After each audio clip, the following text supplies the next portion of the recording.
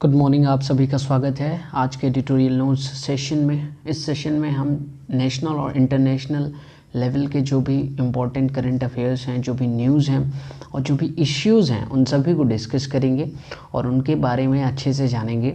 साथ ही साथ current affairs या जो भी न्यूज़ है उन्हें हम इस तरह से देखने की कोशिश करेंगे कि कैसे वो हमारे स्टैटिक सिलेबस का पार्ट हैं और कैसे उनसे क्वेश्चन बन सकते हैं। तो आइए चलते हैं अपने पहले इशू पे। सुमन स्कीम की बात करते हैं। सुमन स्कीम के बारे में चर्चा हुई थी, पीआईबी से न्यूज़ कवर की गई है। देखिए, सेफ मदरहुड एश्योरेंस, सुमन इनिशिएटिव एक ऐसा इनिशिएटिव है जो कि जितनी भी मातृत्व सेवाएं होती हैं जिनके लिए गवर्नमेंट पहल कर रही है, उन सब का एक टॉप स्कीम है। इसके अंदर सारी मैटरनल स्कीम्स आती हैं, ठीक है। तो हमारे जो ministry of health and family welfare है, उसकी तरफ से बयान आया कि अब एक जीरो टॉलरेंस अप्रोच रखा जाएगा अगर किसी प्रेग्नेंट वुमेन को सर्विस नहीं दी जाती है तब। यानी अगर कोई प्रेग्नेंट वुमेन है और उसे कोई हॉस्पिटल, खासकर गवर्नमेंट हॉस्पिटल सर्विस नहीं देता है इच्छा से या अनिच्छा से, तो दोनों ही केसेस में उसके खिलाफ कार्रवाई हो सकती है। आइडिया क्या है सुमन स्कीम का? आइडिया सुमन स्कीम का देखिए सिंपल सा है कि हमारे देश में एक ऐसा रिस्पॉन्सिव और अकाउंटेबल जिम्मेदार हेल्थ सिस्टम बनाना जो कि क्या करेगा, औरतों का जो बर्थिंग एक्सपीरियंस होता है ना, जो मातृत्व अनुभव होता है उसे सुधारने में मदद करेगा।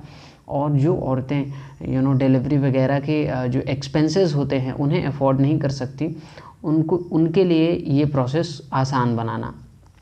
सुरक्षित मातृत्व आश्वासन, ये सुमन का फुल फॉर्म है, इसे याद कर लीजिएगा, पूछ सकता है सुरक्षित मातृत्व आश्वासन के बारे में।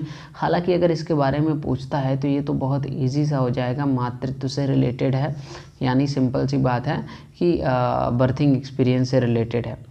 अब देखिए, यूनियन गवर्नमेंट ने ये सुरक्षित मातृत्व आश्वासन को लॉन्च किया था ताकि जो प्रेग्नेंट वुमेन हैं उन्हें हेल्थ केयर दी जा सके जीरो कॉस्ट पे।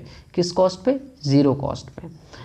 अच्छा, इस स्कीम के अंदर कई सारे प्लान्स हैं। उन प्लान्स में ये प्लान भी है कि लगभग 6 महीने, जब डिलीवरी के 6 महीने बाद तक कई फ्री सर्विसेज औरतों को मिलती रहेंगी, जैसे कि 4 बार चेकअप होगा बच्चे का, 6 बार government office health care workers आएंगी घर पे।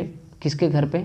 जिस वुमन की डिलीवरी हुई होगी, और उसके बच्चे का चेक करेंगी, उसके बच्चे की हेल्थ चेक होगी, साथ ही साथ माँ की भी हेल्थ चेक होगी।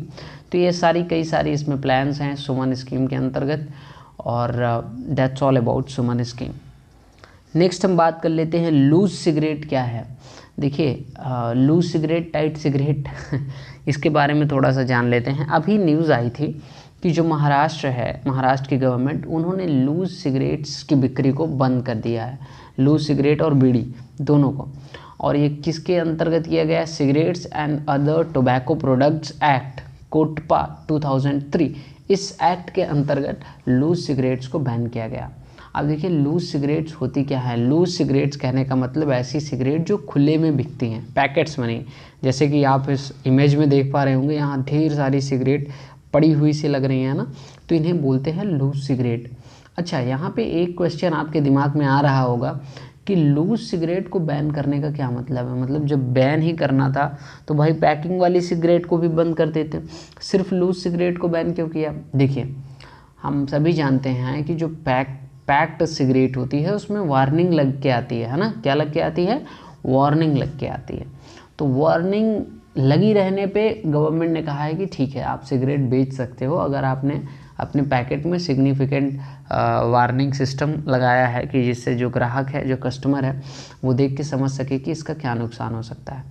तो खुली सिगरेट में तो ऐसी कोई वार्निंग होती नहीं है, वो पैक्ड ही नहीं होती, तो उनमें वार्निंग कहाँ होगी? इसीलिए गवर्नमेंट ने कोटपा एक्ट यानी cigarette and other tobacco products act को कॉम्प्लाई करने के लिए, इसके जो नियम हैं उनको फॉलो करने के लिए और टोबैको कंजम्पशन को कम करने के लिए लूज सिगरेट्स को बैन किया है, ठीक है। इससे पहले एक स्टेट और है, छत्तीसगढ़, जो लूज सिगरेट्स को बैन कर चुका है। नेक्स्ट हम बात कर लेते हैं ESG फंड्स। द हिंदू में ये न्यूज़ निकल के आई थी।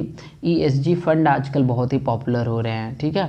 और हाल ही में आईसीआईसीआई बैंक ने प्रूडेंशियल म्यूचुअल फंड जो है उन्होंने ईएसजी फंड निकाला है। क्या निकाला है? ESG fund. ईएसजी फंड अगर देखें, भारत में सबसे पहला ESG fund state bank of India द्वारा लॉन्च हुआ था, जिसका नाम था SBI magnum equity ESG fund. देखिए ईएसजी है क्या? ईएसजी का मतलब होता है एनवायरनमेंट, सोशल एंड गवर्नेंस। यानी एक फंड जो है वो एनवायरनमेंट को देख के चलेगा, सोशल भी होगा और गवर्नेंस पे भी वो फंड निर्धारित होगा। तो ये एक ऐसा प्रकार का म्यूचुअल फंड है जो कि सस्टेनेबल इन्वेस्टिंग को देखता है और सोशली रिस्पॉन्सिबल इन्वेस्टिंग को देखता है। देखिए आमतौर पे होता क्या है, म्यूचुअल फंड में इन्वेस्ट करते समय क्या होता है, एक ऐसे कंपनी में लोग इन्वेस्ट करते हैं जिसका क्या हो, अच्छी अर्निंग हो, जिसका रेवेन्यू जनरेशन सही हो, मैनेजमेंट क्वालिटी सही हो, है ना, ये सब, और जिस बिजनेस में वो काम कर रही है, जिस एरिया में, वो सही हो, कंपटीशन उसका उसके कंपटीशन में ज़्यादा कंपनियां ना हो, टॉप की कंपनी हो, ऐसा नॉर्मली कंपनी में लोग म्यूचुअल फंड को इन्वेस्ट करते हैं। ठीक है। हालांकि अब ये जो ईएसजी फंड है इसके अनुसार ये क्या देखेगा, ये ऐसा देखेगा ऐसी कंपनी जो इन्वायरमेंट को ज़्यादा नुकसान नहीं पहुंचा रही हैं, सोशल रिस्पॉन्सिबिलिटी तरीके से काम कर रही हैं, वहाँ जो वर्कर्स हैं उनकी कंडीशन सही है, उन्हें प्रॉपर बेनिफिट मिलता है कि नहीं, तो ये सारी चीज़ों को अकाउंट करके ईएसजी फंड देखेगा। ठीक है। तो अगर हम देखें तो ईएसजी फंड और दूसरे फंड्स के बारे में ये डिफरेंस हो जाता है कि जो ईएसजी फंड है वो सूझबूझ वाला फंड है। सूझबूझ वाला फंड कहने का मतलब इन्वायरमेंट फ्रेंडली म्यूचुअल फंड है। तो यहाँ पे भी इन्वायरमेंट फ्रेंडली कंसेप्ट आ गया है। ये है ईएसजी फंड के बारे में जितना भी ज़रूरी था सब कुछ। अच्छा, एक चीज़ छूट गई है यहाँ पे, वो ये है कि ईएसजी फंड से होगा क्या। ईएसजी फंड से देखिए जो कंपनीज़ होंगी वो अपने आप कोशिश करेंगी कि जो इथिकल प्रैक्टिसेस हैं, इन्वायरमेंट फ्रेंडली मेजर्स हैं, उन्हें वो अपनाएं ताकि वो ज़्यादा से ज़्यादा फंड को कलेक्ट कर सकें। अब हम बात करेंगे आर्टिकल 254(2). ये कौन सा आर्टिकल है और क्यों इतना बवाल मचा रखा है इस आर्टिकल ने। देखिए आप सभी को मैंने अपने पिछले सेशंस में बताया भी है और आप सभी रोज़ न्यूज़पेपर ज़रूर पढ़ते होंगे, तो उसमें आप देखते होंगे कि जो हमारी सेंट्रल गवर्नमेंट ने फार्म बिल लाए हैं, फार्म प्रोड्यूस बिल लाए हैं, 3 बिल ऐसे प्रपोज किए गए हैं। तो वो तीनों बिल का कई स्टेट्स हैं जो विरोध कर रहे हैं। कई स्टेट्स का ये मानना है कि जो फार्म बिल हैं, फार्म बिल एमएसपी की जो स्कीम है, यानी एमएसपी मिनिमम सपोर्ट प्राइस वाला सिस्टम है सेंट्रल गवर्नमेंट का, उसे ख़त्म करने की ओर एक कदम है। क्या? Farm produce bill. ऐसा मानना है कई सारे स्टेट्स का। हालांकि एमएसपी ख़त्म करने का कहीं भी जिक्र नहीं किया गया है, लेकिन फिर भी ऐसा मानना है स्टेट्स का। तो देखिए कई सारे स्टेट्स क्या कर रहे हैं, प्रोटेस्ट कर रहे हैं, लेकिन गवर्नमेंट ने तो ये बिल्ला ही दिया है, पास भी हो गया है, एक्ट बन गया है। ठीक है। तो अब यहाँ पे स्टेट गवर्नमेंट क्या ढूंढ रहे हैं, एक ऐसा तरीका ढूंढ रहे हैं जिससे सेंट्रल गवर्नमेंट द्वारा बनाए गए नियम को वो बाईपास कर सकें, उसे क्या कर सकें, गलत ठहरा के एक अपना लॉ बना सकें। तो इसकी शक्ति क्या है स्टेट्स के पास? जी हाँ, आर्टिकल 254(2) ये वही देता है। ये क्या करता है, एक स्टेट गवर्नमेंट को इनेबल बनाता है, एक स्टेट गवर्नमेंट को इस योग बनाता है कि अगर कोई भी मैटर कॉन्करेंट लिस्ट में है। देखिए स्टेट और सेंटर के बीच इंडिया में 3 तरह से पावर बांटी गई हैं, है ना, यूनियन लिस्ट, स्टेट लिस्ट और फिर कॉन्करेंट लिस्ट। यूनियन लिस्ट में वो सारे मैटर आते हैं जिन पे सिर्फ यूनियन का अधिकार होता है, जैसे डिफेंस हो गया, है ना, इस पे सिर्फ यूनियन का अधिकार हो, इसमें स्टेट अपने नियम नहीं बना सकता। स्टेट्स के आ जाते हैं, स्टेट्स स्कूलिंग वगैरह में अपने नियम बना सकते हैं। ठीक है। फॉरेस्ट में भी ये थोड़ा बहुत अपने नियम बना सकते हैं। ठीक है। तो ये स्टेट्स की बात हो गई। तो स्टेट्स कहने के मतलब आर्टिकल 254(2) ये प्रोवाइड करता है कि अगर कॉन्करेंट लिस्ट है, कॉन्करेंट मतलब जिसमें स्टेट और सेंटर दोनों पावर को शेयर करते हैं, तो कॉन्करेंट लिस्ट में अगर कोई मैटर है तो उसमें सेंट्रल गवर्नमेंट ने कोई लॉ बनाया और वो स्टेट गवर्नमेंट को पसंद नहीं आया, तो स्टेट गवर्नमेंट उसे पास कर सकती है अकॉर्डिंग टू आर्टिकल 254(2). 2014 में राजस्थान गवर्नमेंट ने इसी आर्टिकल का इस्तेमाल करके जो सेंट्रल लेबर लॉज थे, कौन कौन से, factories act, industrial disputes act and contract labour act, ठीक है, इनको बाईपास किया था, इनमें चेंजेस किया था और उसके बाद राष्ट्रपति की अनुमति भी मिल गई थी। ठीक है, एक बात हमें ध्यान रखना है कि आर्टिकल 254(2) के अंतर्गत अगर कोई स्टेट सेंट्रल के लॉ को बाईपास करने की कोशिश करता है तो ऐसा करने में उसे प्रेसिडेंट की एसेंट, प्रेसिडेंट की सम्मति भी चाहिए होगी, प्रेसिडेंट को एग्री होना पड़ेगा इसके लिए। ठीक है, तभी जाके स्टेट गवर्नमेंट उसे पास करा पाएगी।